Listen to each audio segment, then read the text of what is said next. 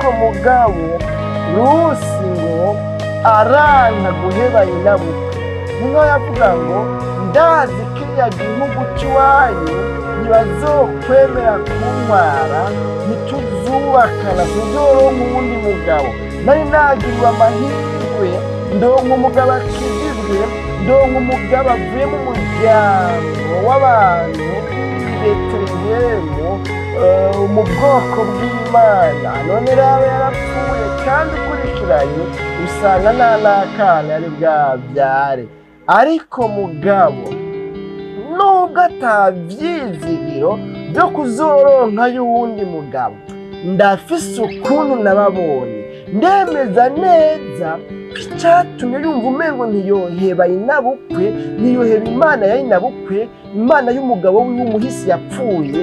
Ndemeza ko ari kubera ko iyo bijya hose yababonyemo imico myiza, yababonyemo inyifato n'ingeso, yababonyemo intahe, yababonyemo kubaha Imana bitamenyerewe mu mico y'iwabo y'Imowabu. Imana yacu idutabare, kuko yaba atabiri byiza, by'ingeso nziza, ivyamwa byiza, umubano mwiza, niyaba batamubwiye amakuru y'Imana yabo iyo bahoze, iyo bavuka i Betelehemu ibwisirayeli, uyu Rusi sinibaza ko yari kuronka ikintu afatirako.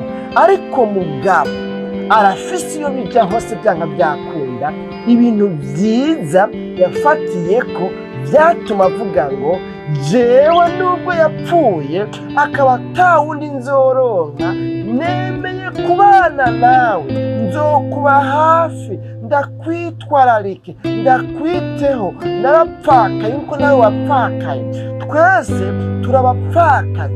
Imana yawe reka nanjye izoba Imana yanjye, kuko hari ikintu nababonye ngo mwebwe n'Imana yayo. Nubwo mwaje iwacu muhunze inzara, narumvise amateka y'Imana yayo, ibyo yakoreye ihanga ryayo.